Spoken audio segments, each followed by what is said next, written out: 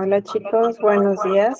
Vamos a comenzar el día de hoy con la sesión y es complemento de lo que estábamos revisando en la sesión pasada en cuanto al protocolo de atención para una persona que convive con diabetes. Sin embargo, ahorita ya va más enfocado al diagnóstico de la diabetes gestacional. Entonces, dentro de lo primero que podemos ir revisando nosotros es en cuanto a la información básica, pues cuál es el motivo de la consulta. Aunque aquí resulta un tanto evidente, ¿por qué? Porque finalmente esta paciente va a estar como consultante por la cuestión del embarazo y la diabetes, ¿no? Entonces, aquí algo importante que debemos de conocer nosotros es si cuenta o no con acceso a servicios de salud en dado caso de que se presente alguna eventualidad como un evento de hipoglucemia, hiperglucemia o alguno relacionado con el embarazo, alguna complicación. En dado caso de que no, es importante que conozcan a nivel local, pues, cuáles son las instituciones más cercanas que pueden brindarle ayuda en cualquier caso. También preguntar por los signos y síntomas, los básicos de la diabetes, como signos y síntomas, digámoslo de esta manera, generales. Si se ha sentido cansada, si ha tenido dolor de cabeza, si se ha sentido débil, molestias gastrointestinales, eventos de hipo o hiperglucemia. Pero aquí vamos a hacer preguntas más orientadas a, por ejemplo, deficiencias, observar los signos de carencias nutricionales y también preguntar por síntomas que nos estén dando una orientación de que esta paciente está con evento de pica, que a lo mejor refiere antojo por ciertos alimentos como muy particulares o incluso este antojo de algunos ingredientes de otra naturaleza que no es naturaleza alimentaria. Y también evaluar los conocimientos en cuanto a la nutrición, por un lado, nutrición en la diabetes y nutrición en el embarazo. ¿Por qué? Porque finalmente van a ir muy de la mano con todo el desarrollo exitoso del embarazo. En cuanto a la evaluación del estilo de vida, realmente aquí es muy similar, ¿no? Aplica a preguntar pues, cuál es la actividad física que practica de forma regular, el ejercicio, de qué tipo, con qué frecuencia, cuánto tiempo, los hábitos dietéticos que tiene normalmente, los alimentos que consume, algunos otros como la cafeína. La cafeína no está tal cual contraindicada, sin embargo, se recomienda que sea en poca cantidad. Algunos autores recomiendan pues no exceder los 300 miligramos aproximadamente de cafeína por día. Y también preguntar por otros, pues se supone que el tabaco y el alcohol deben de estar casi que prohibidos. Realmente no se recomiendan en lo absoluto. Entonces, si llega a pasar, dar una orientación y también preguntar por algunos otros aspectos que quizá no van muy de la mano, pero que impactan directamente lo que es el estilo de vida. Por ejemplo, el estrés. Si tiene un estilo de vida caótico, si está pasando por alguna crisis familiar, si está con un poco de dificultad ante la aceptación del diagnóstico médico que le fue entregado. Son aspectos que pueden ayudar para que también planteemos algunas estrategias o bien podamos referir con algún otro profesional de la salud. Por ejemplo, apoyo con psicología o si ya es una cuestión un poquito más que requiere más intervención, pues médica, psicológica, incluso psiquiátrica, con tal de que ese embarazo sea lo más pues, tranquilo posible, si bien no tranquilo es el mejor adjetivo, pero que llegue a éxito. Dentro de la información objetiva, en la parte antropométrica, es muy similar, lo único que vamos a cambiar aquí es saber, pues, cuál es el peso pregestacional, aunque una realidad muchas veces no se conoce este dato, porque a veces hay gente que no se suele pesar, pero bueno, el que tenga idea o el que recuerde la paciente, y también vamos a estar evaluando toda la ganancia de peso que se vaya dando durante el embarazo. ¿Por qué? Porque finalmente Las tablas, como lo aconsejan, muchas veces van de la mano con el índice de masa corporal. Entre menor sea el índice de masa corporal pregestacional, mayor es la ganancia de peso y viceversa. Entre mayor es el índice de masa corporal pregestacional, menor tiene que ser la ganancia de peso. ¿Por qué? Por las comorbilidades que van de la mano y las complicaciones realmente. También hay que sacar algunos indicadores, como cuánto es la tasa de ganancia de peso semanal, cuál es el peso mínimo y el máximo que se espera para la edad gestacional y la ganancia de peso total. Dentro de la evaluación bioquímica, de primera instancia, lo importante es pedir pues un tamiz de glucosa, ¿no? Sobre todo en mujeres que tengan factores de riesgo, es importante que se hagan pruebas como el tamiz de glucosa antes de la semana 14, o sea, casi que en cuanto se comienza. Sin embargo, vamos a suponer la siguiente situación, la cual es más probable de ocurrencia. Acude esta paciente, existen factores de riesgo, pero está llegando aproximadamente sobre la semana 4 hasta las 7 u 8. Es una realidad. Entonces, ahí, dentro de las pruebas que vamos a sugerir, es la biometría hemática, principalmente para poder detectar si hay anemias y en dado caso de que existan, de qué tipo son. Glucosa en ayuno, la curva de tolerancia oral a la glucosa, o bien una glucosa capilar, o bien una prueba de hemoglobina glucosilada. Sabemos en este punto que si pido a lo mejor combinada una glucosa en ayuno con una hemoglobina glucosilada, es bueno. También si pido una glucosa capilar con una curva de tolerancia a la glucosa, también es bueno. O bien la curva por sí solita es bueno el dato. Vamos a pedir una prueba de orina para principalmente buscar cetonas y proteínas, porque finalmente ahí nos está hablando de un factor de riesgo muy importante, lo cual va de la mano con riesgo a preeclampsia y eclampsia, y también pedir un perfil de lípidos. Casi que de sí o sí en semanas 24 y 28, recordamos que debemos de pedir la prueba de O'Sullivan para el diagnóstico de la diabetes gestacional. Dentro de la evaluación clínica es muy similar a lo que veíamos con la diabetes, pero lo único que cambia aquí es la información gineco-obstétrica. Por ejemplo, antecedentes embarazos previos, número de hijos vivos, el peso al nacer de los hijos previos, el número de partos, cesáreas, abortos, antecedentes de diabetes gestacional, o bien algún antecedente de intolerancia a los hidratos de carbono, o también antecedentes de preeclampsia, porque pasa mucho que a lo mejor la paciente en el embarazo anterior no tuvo problemas con la diabetes, pero hubo un problema de preeclampsia. Entonces, esta información siempre es importante que le estemos preguntando. También otros diagnósticos médicos, sobre todo si existen desórdenes hipertensivos en el embarazo. Recordemos que en el embarazo se puede diagnosticar la hipertensión, es decir, que anteriormente no había un diagnóstico y confirmadísimo, comprobado, no había ninguna situación, pero cursa el embarazo y viene una hipertensión. Se dice que es relativamente benigna siempre y cuando no haya datos de otra alteración. ¿Por qué? Porque al finalizar el embarazo se restablece la presión normal. Pero ojo, reitero, siempre hay que estar viendo qué más hay. También debemos de estar buscando datos de anemia, VIH, depresión. ¿Por qué? Porque también el embarazo representa todo un desafío.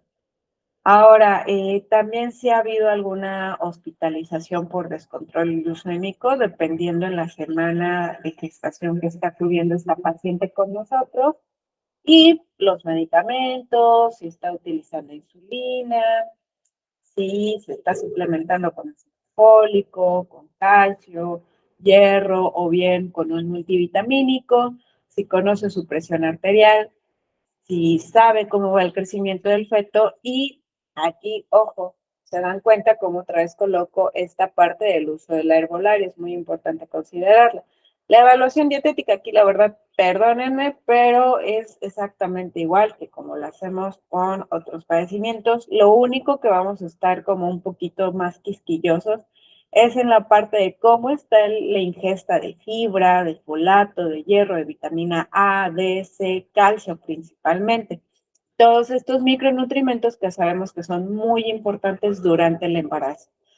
Dentro del análisis de la información, una vez que ya recopilamos la información de la dieta, vamos a comparar pues cómo está esta ingesta, porque en teoría, para lo que son los requerimientos de energía, existen diversos métodos. Por ejemplo, por un lado podemos plantear que el requerimiento energético estimado es aquel que nosotros calculamos, por ejemplo, con la fórmula de Harris y Benedict, más el efecto termogénico de alimentos, más la actividad física, pero agregamos calorías dependiendo del trimestre de embarazo en el que se encuentre la paciente. Por ejemplo, en el primer trimestre realmente la adición es cero. Durante el segundo trimestre es de 340 calorías por día y durante el tercer trimestre son 452 calorías por día. O bien podemos utilizar las fórmulas de emergencia, se llaman fórmulas de emergencia porque considera el reto que implica en el gasto energético basal el índice de masa corporal. Por ejemplo, si son mujeres con un bajo peso pregestacional, podemos calcularlo con base a 35 hasta 40 calorías por cada kilogramo de peso corporal y pues dependiendo, ¿no? ¿Qué vamos a considerar con un bajo peso pregestacional? En esta cuestión de cualquier paciente que caiga en esa categoría con base al índice de masa corporal. Con un peso normal, la adición va de los 30 a los 35, sobrepeso 25 a 40 calorías y en el caso de mujeres con obesidad, 12 calorías. Perdonen, creo que les dije un porcentaje por ahí, se me fue, me estoy haciendo alusión a calorías por cada kilogramo de peso. Y en el caso de adolescentes, recordemos que es diferente la situación porque finalmente es la adición de las calorías necesarias para poder llevar el embarazo exitoso, pero también para que esta paciente crezca adecuadamente. En el caso del requerimiento de proteínas, se recomienda que se calculen 0.8 gramos por cada kilogramo de peso corporal y dependiendo si hablamos del segundo o tercer trimestre, se agregan 6 gramos u 11 respectivamente. En el caso de los carbohidratos, se recomiendan que sean mínimo 175 gramos por cada día. 175, a ver, permítanme tantito, 175 entre 15, serían aproximadamente 11.6 conteos de hidratos de carbono. Recuerden que en el conteo de hidratos de carbono utilizamos como valor 15. Entonces, pues más o menos sobre eso va. En cuanto a los nutrimentos, que es importante que estemos estimando cómo es la ingestión, pues les decía el folato, porque las guías en México sugieren que se esté cubriendo un consumo de 750 microgramos por día. Para el caso del hierro, ay, perdónenme, ahí nada más les puse microgramos. Ay, permítanme un segundo.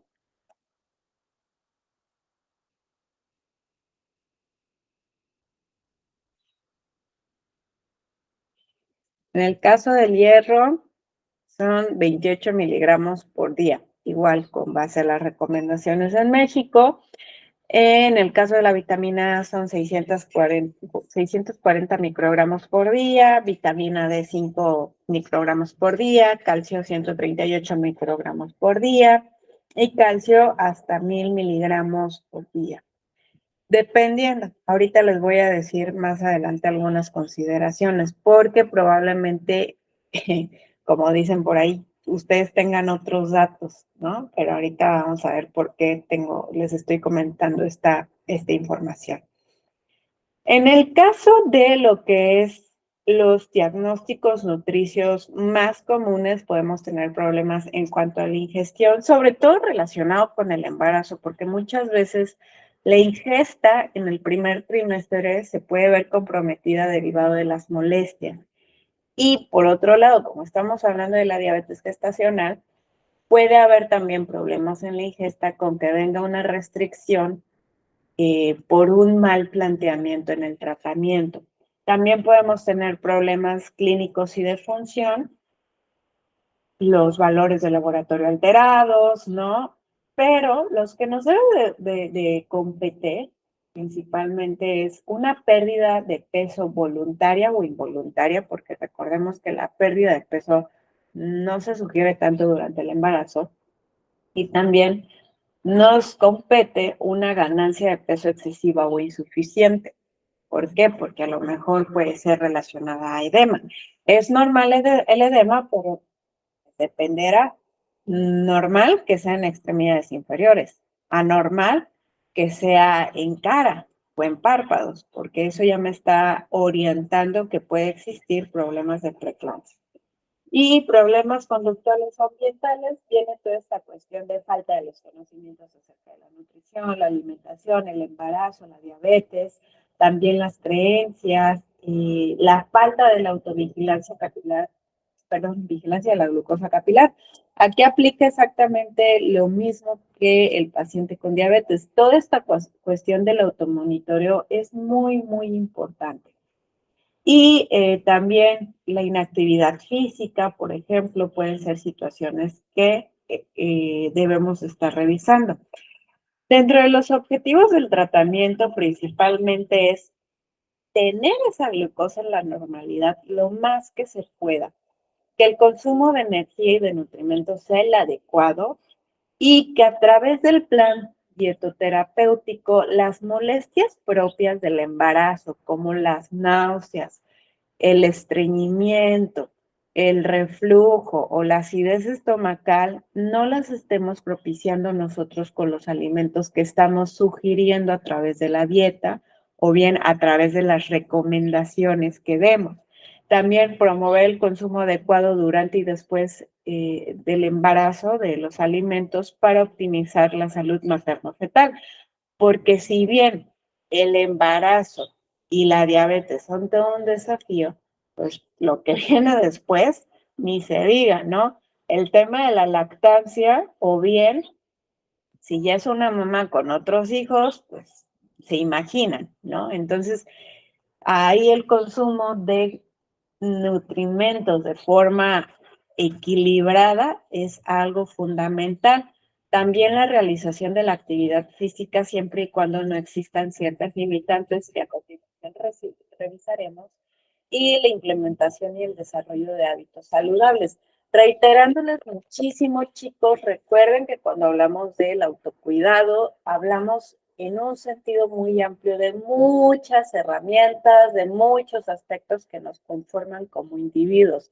Sí está la parte física, toda esta cuestión de la alimentación, las revisiones con el médico, con el dentista, con el fisio, con el psicólogo, pero también está el autocuidado mental, está el autocuidado espiritual, está el autocuidado hasta sensorial, ¿no? Existen muchísimas áreas de nuestra vida donde podemos estarnos cuidando, y recuerden que nunca es un proceso lineal, que va teniendo de pronto un ascenso, puede haber un mantenimiento, puede haber un declive, sobre todo pues ahorita plantéenlo ustedes, pónganse en los zapatos de un paciente que tiene el diagnóstico de diabetes gestacional, sí supondría muchísimos cambios, ¿no?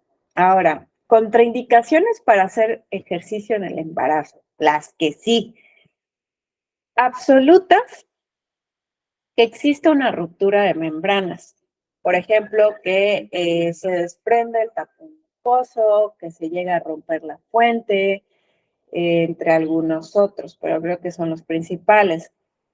Que exista la amenaza de un parto pretérmino confirmado, que existan desórdenes hipertensivos, que el cuello uterino no tenga la fuerza suficiente y caiga en esta categoría de cuello uterino incompetente, que el crecimiento fetal esté restringido o limitado, que estemos hablando de un embarazo múltiple, más de 3 bebés, que exista placenta previa, perdón, después de 28 semanas de gestación, que exista un sangrado persistente en el segundo o en el tercer trimestre y que sea una paciente que no hablamos de un caso de diabetes gestacional, sino de una paciente que viene con el diagnóstico de diabetes.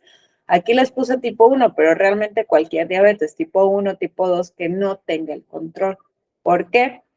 Porque aquí lo importante es el reposo, el mantenimiento del estado de salud, signos vitales estables de forma sostenida y no compromiso de musculatura o algo que pueda poner en riesgo la vida de la mamá o del bebé.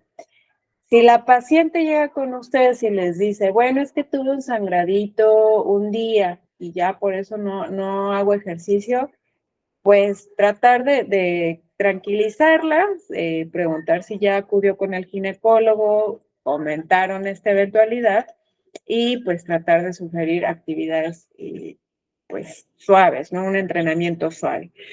Dentro de las contraindicaciones relativas, pues antecedentes de aborto espontáneo o un parto pretérmino igual, que a lo mejor haya tenido esas eventualidades en el pasado. Si cuenta con datos de anemia o bien desnutrición o trastornos alimentarios, pues aquí dependerá, será más bien a discreción, ¿no? O a reserva de lo que ustedes consideren.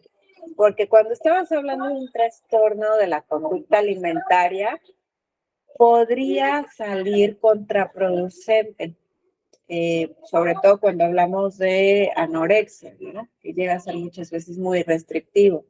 También cuando hablamos de enfermedades respiratorias moderadas, enfermedades cardiovasculares moderadas y embarazo gemelo, sobre todo después de la semana 28 de gestación, se recomienda que se suspenda, ¿no? Para evitar cualquier inconveniente.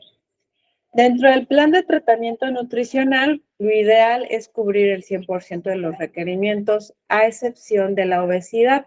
Algunos autores recomiendan que se prescriba en el plan hasta el 70% de los requerimientos, porque se ha observado que con esta prescripción disminuye la tasa de ganancia de peso, pero sin causar riesgo materno-fetal. Sin embargo, reitero y reiteraré, no se recomienda la pérdida de peso durante el embarazo, porque es el embarazo y aparte hablamos de diabetes, imagínense la cabeza de la pobre mami y aparte que uno le diga que tiene que perder peso, pues realmente es un crimen y es hasta ser un poco intransigentes. En cuanto a las dietas, nunca se les debe ocurrir en su cabecita recomendar una ingesta inferior a 1,600 calorías por día, salvo que hablamos de una paciente que tiene una talla muy bajita, no sé, a lo mejor unos 50 y que aparte pesa muy poquito, pues bueno, dependería. Pero en términos generales, hablando de población normal, no les sugiero una cantidad inferior. ¿Por qué? Por esta cuestión de que se pueden propiciar riesgos materno-fetales. Proteínas aproximadamente que aporten del 10 al 35% del volumen energético total. Reiterándoles, lo recomendable es 0,8 gramos por cada kilogramo de peso y se van a añadir proteínas con base al trimestre del que estemos hablando. Hidratos de carbono, pues de 40 al 45%, dependiendo, porque ¿qué tal si mi paciente en estos momentos anda con náuseas, vómitos y casi no está consumiendo alimentos? Entonces, piensen, las hipoglucemias van a estar a la orden del día. En esos casos, pues obviamente lo que debo de hacer es modificar este porcentaje y jugar con alimentos de diferentes índices glucémicos. Tratar de que no quede como tan cargado en aquellos de bajo a moderado, sino tenerlos equilibrados por estas cuestiones. Dependerá del caso realmente. Y en el caso de los lípidos, pues del 20 perdón, al 35% del volumen energético total. En cuanto a la suplementación durante el embarazo, casi que los que sí se recomiendan son estos que tenemos en la tabla. Pero ojo, no se recomiendan suplementos o complementos tal cual, es decir, como veíamos en la cirugía bariátrica, ¿no? De que los tienen que suplementar de por vida. Aquí no se recomienda de que embarazo en diabetes sea igual a suplementación porque pues la evidencia acerca de la seguridad no es como consistente, no llegamos a ese punto de homologar. Entonces, los que están recomendados, pues viene siendo el folato de 400 a 600 microgramos con suplementación o bien con alimentos que están fortificados. El hierro, cuando hablemos de una paciente que no tiene anemia, pero que puede no estar cubriéndolo con la alimentación, pues suplementar con 27 miligramos por día. Y si hay anemia, suplementar con 60 miligramos por día. En el caso de lo que es el calcio, pues aquí principalmente no se tiene como preestablecido que sea casi que default, pero el problema es que muchas veces pues no se logra cubrir realmente lo que se está requiriendo. Por eso cuando hablamos del calcio en el embarazo muchas veces vemos la cantidad, ¿no? Entonces, por esta cuestión es que se los menciona. Ahora, en el caso de lo que es, un segundito para tomar agua.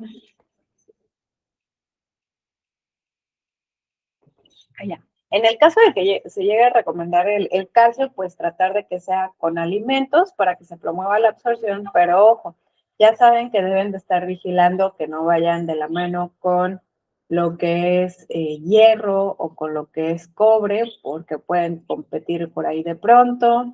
Y también que no vaya con una dieta muy rica en vegetales, porque de pronto los oxalatos pueden hacerle mala jugada al calcio. Y también que no vayan de la mano con cafeína principalmente. En cuanto a la vitamina D, se recomienda que sean 400 unidades internacionales. Va cambiando, pero estas 400 unidades internacionales son equivalentes a 10 microgramos por día. Sobre todo en aquellas mujeres que tienen una escasa exposición al sol. Ahí pues casi que sí lo requieren. La vitamina A, pues depende, pero que no llegue hasta 700 microgramos por día porque puede tener un efecto teratogénico. Y ojo aquí, también pregunten tratamientos faciales porque hay algunos que son con vitamina A. Entonces, esos se deben de suspender de momento. Ahora, otros que podemos suplementar es el DHA y el EPA, sobre todo que se consuman al menos 200 miligramos de ácido docosahexaenoico y en general 2.4 gramos por día de ácidos grasos omega 3. Ahora, en cuanto al seguimiento, lo ideal sería una consulta de forma mensual en el mundo de lo idílico, pero si no se puede dar, pues al menos una por trimestre. Ya hablando del posparto, pues se recomienda una evaluación de preferencia de forma inmediata. Sin embargo, si no es posible, pues que quede dentro de los 7 a 14 días posteriores al nacimiento. Que bueno, piensen en esa pobre mamita desvelada, cansada, peleándose con los medicamentos y aparte con el bebé, pues creo que lo último que va a querer es vernos. Entonces, aquí, sobre todo para quienes se vayan con este rubro, sí o sí deben de estar cursando algo relacionado con consejería en lactancia materna, porque así ustedes ofrecen el servicio completo, ¿no? Y también dar más consultas de seguimiento, sobre todo 2, y la primera de ellas, pues 4 o 6 semanas postparto, ya que esté un poquito más normalizada la cosa. Dentro de las consultas de seguimiento se recomienda igual la evaluación de forma de información subjetiva, sobre todo con síntomas que a lo mejor aparecieron o que se hicieron más grandes y se están repitiendo muchísimo y preguntar sobre el tipo de lactancia. Por eso les digo, si se van a aventar con esta cuestión de materno infantil, pues va de la mano con la consejería.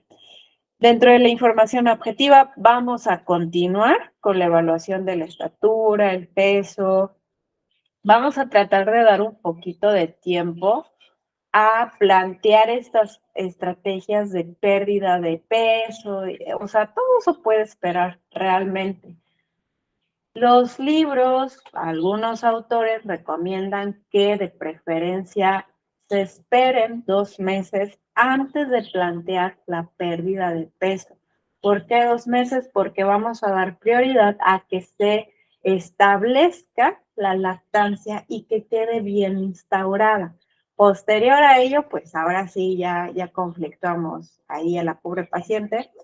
No, bromeo. No, posterior a ese tiempo, pues ya se puede tratar de pensar en este tipo de estrategias. Sin embargo, ojo aquí, de verdad hay que echar cabecita, porque una cosa es lo que te dice la literatura y otra cosa es ya cuando tú lo ves no con una persona, sino con un montonal de personas. Ahorita el diálogo va más abierto a la lactancia materna, la promoción de ella, la elaboración de bancos de leche. Pero imagínense toda la energía que requiere. Pues que tú hagas la extracción, tengas tu banco. Entonces, les soy muy honesta, yo con este tipo de pacientes no les recomiendo la pérdida de peso casi que hasta pasados los 6 meses, ya que empiece con la alimentación complementaria, porque lo último que quiero es que su cabeza la ocupe en este tipo de cuestiones.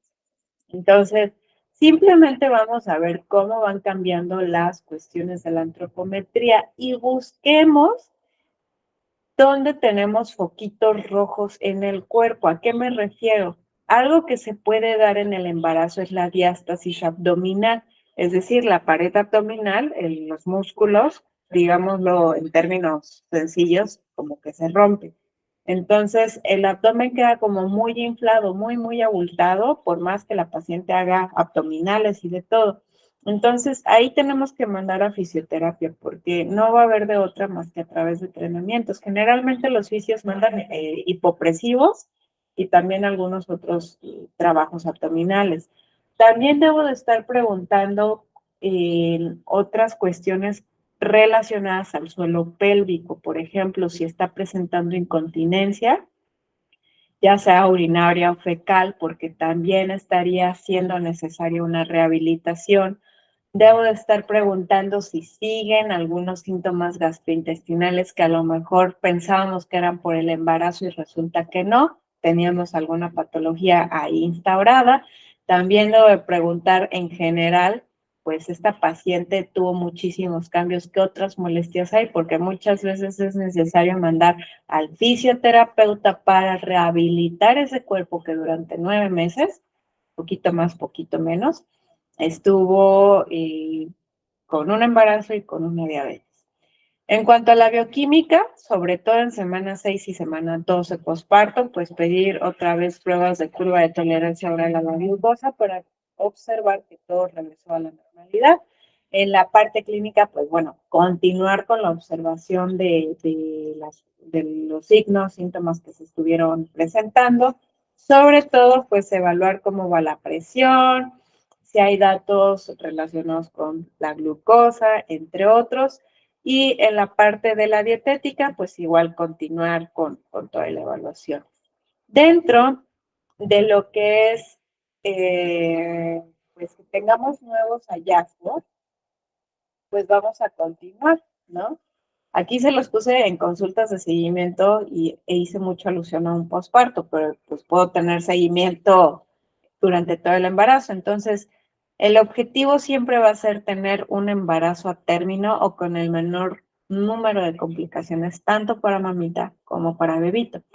Y durante todas esas consultas de seguimiento dar diversos temas de educación. Recordemos pues la diabetes en términos generales, cuando es en el embarazo, la importancia del control, perdón, glucémico, las bases del tratamiento, la importancia de la dieta, del medicamento, de la actividad física, también una ganancia de peso, porque muchas veces dicen las mamás, las abuelitas, pues tienes que comer por dos y realmente no es eso.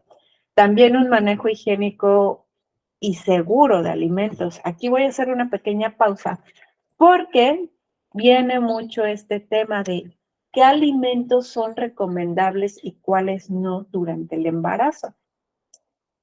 Y hablándolo en sentido estricto, no van a ser recomendables alimentos potencialmente peligrosos como cárnicos, como huevo, que lleguen a estar crudos. Por ejemplo, una hamburguesa 3/4 no es recomendable porque puede traer una enfermedad gastrointestinal y recuerden que los microorganismos son canijos. No se recomiendan igual frutas, verduras o alimentos que no conozcamos su procedencia ni la manipulación que tuvieron. No se va a recomendar el alcohol ni algunas otras sustancias o drogas. Y pues el café, les decía, no está contraindicado, sino que no se va a recomendar que sea en una cantidad excesiva. Ya si la paciente pregunta por dulces, refrescos, golosinas, todas estas cuestiones, pues bueno, el consejo más sabio es que sean cantidades discretas, ¿no? Recuerden que cuando hablamos desde promover alimentos diferentes, que cuando hablamos de la restricción, incluso nos juega un efecto diferente en la cabecita. Entonces, también, ¿qué otro? ¿Qué otro? Pues son los temas principales, ¿no? El manejo higiénico y seguro de los alimentos. Y pues, se me estaba pasando. Alimentos que son fuentes de nutrimentos, sobre todo aquellos que son ricos en hierro, en folato, en calcio, en ácidos grasos omega 3 principalmente. Y pues el sodio, no tanto como decir, no, no comas grandes cantidades de sodio, sino explicar la importancia de una dieta equilibrada con el sodio, porque es importante, ¿no? Recordemos que es parte de nuestros procesos vitales. Entonces, con esto, chicos, estamos por terminado toda la parte de la diabetes, tanto diabetes tipo 1, tipo 2 y diabetes gestacional. La siguiente sesión vamos a tener para el protocolo para el paciente que vive con enfermedad renal y nada más. Entonces, espero que estén cursando ya exitosamente diplomado y cualquier duda estoy pendiente de ustedes. La siguiente sesión que vamos a tener de nueva cuenta sería para el, 29, 1, 2, para el día 2 de marzo, sábado 2 de marzo nos vemos en caso de que existan dudas. Cuídense muchísimo, chicos.